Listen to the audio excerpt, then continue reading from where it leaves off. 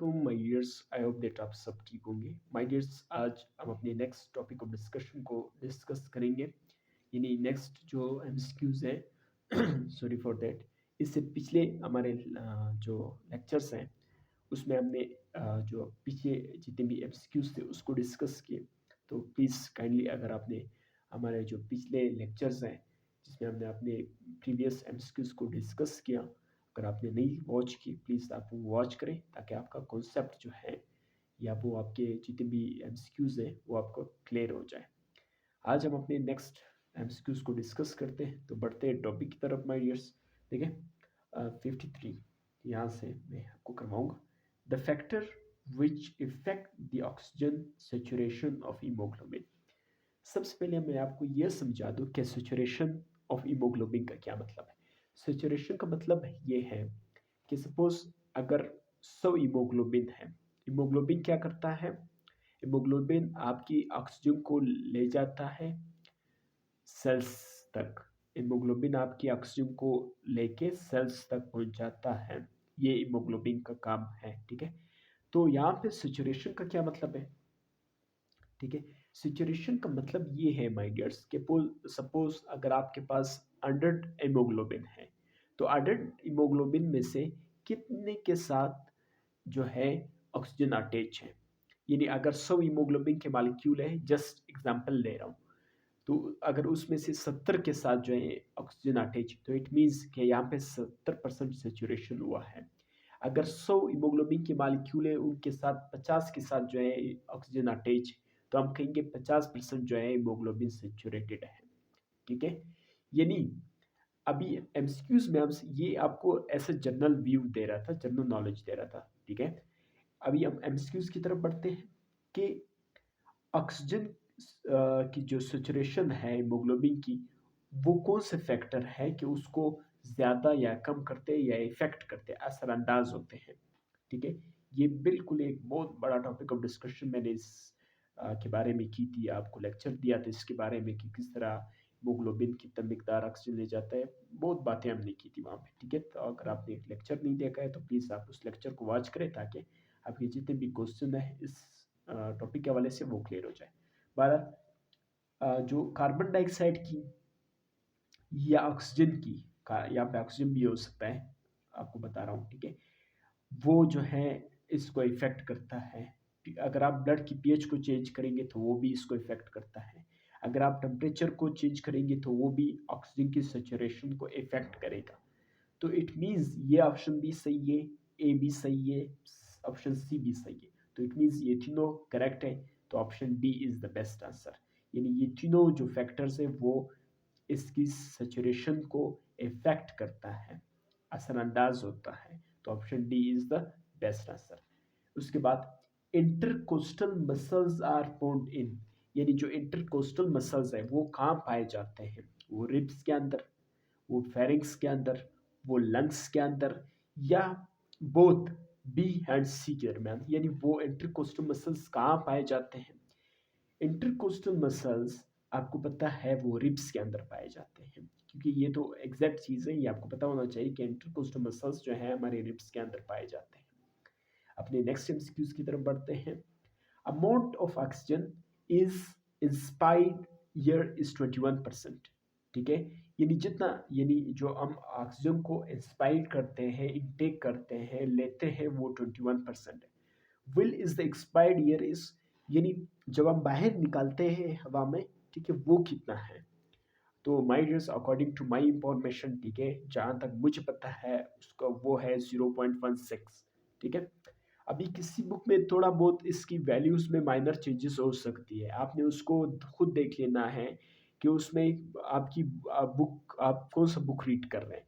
लेकिन according to entry test, according to the FSC federal या Punjab text book, it's 0.16। ठीक है, option D is the best.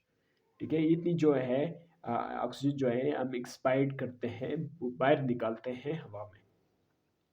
The wall of the chest cavity is compose of, यानी जो हमारी chest cavity है, ठीक है, सीना जो कैविटी है वो किस चीज़ से बनी है। वो इंटरकोस्टल मसल से बनी है, वो रिब से बनी है, वो दोनों से बनी है, यानी इंटरकोस्टल मसल से भी और रिब से भी, इन दोनों में किस चीज़ से बनी है? तो option C is the best answer my dears. ठीक है, तो मैं ये आपको ये बता रहा था कि जो चेस्ट कैविटी की जो वॉल्व है, ठीक है, वो कंपोज्ड है इंटरकोस्टल मसल से भी बनी है और रिब से। ये दोनों मिलके रिब, इंटरकोस्टल मसल्स बेसिकली कहाँ होते हैं? रिब्स के अंदर। रिब्स के जो मसल है उसको इंटरकोस्टल मसल कहा जाता है। तो हमारी जो चेस्ट कैविटी है वो रिब से भी और इंटरकोस्टल मसल्स इन दोनों से बनी है। तो हम कहेंगे option C is the best answer, यानी both A and B. A surfactant play its role by, जो सर्फेक्टेंट्स है, सर्फेक्टेंट्स के बारे में मैंने आपको बताया था कि सर्फेक्टेंट्स क्या है माय डियर्स। सर्फेक्टेंट्स क्या है?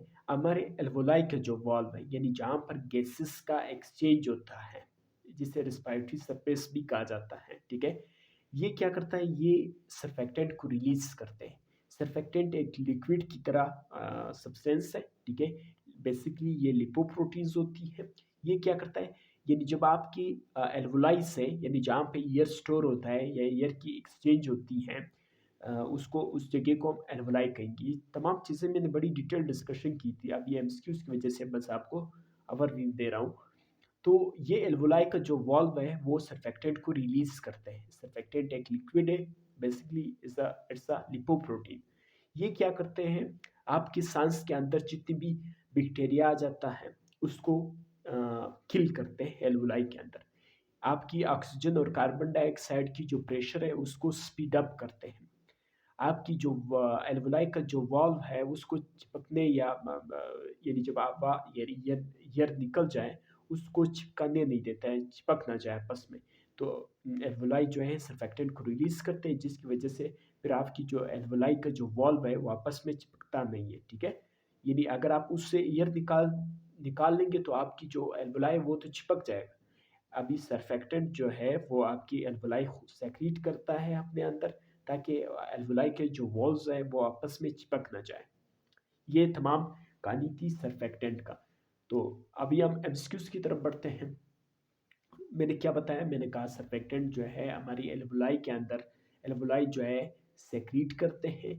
सर्फेक्टेंट जो है हमारे एल्वोलाई को कोलेप्स होने से बचाता है, ठीक है, यानी चिपकाने नहीं देता है, यानी चिपक ना जाए, ताकि सर्फेक्टेंट इसलिए रिलीज करता है। फिर मैंने कहा ये इसके अंदर जितनी भी बैक्टीरियाज हमारे सांस के अंदर आते हैं उसको किल करता है।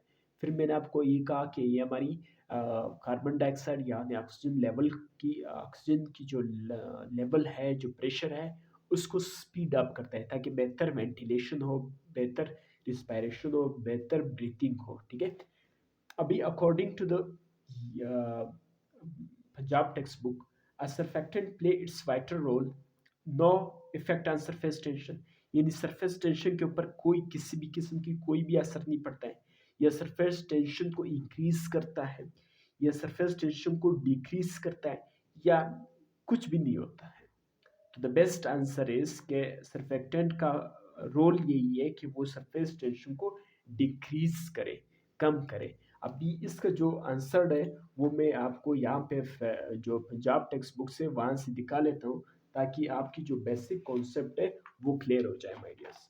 ठीक है, यहाँ पे लिखा हुआ है सर्फेक्टेंट के हवाले से, ठीक है। आप जाएंगे पेज नंबर 270 पे, 270 पे आप देखेंगे सर्फेक्टेंट के हवाले से बहुत बड़ी कहानी मैंने लेक्चर्स में भी बताया, ठीक है।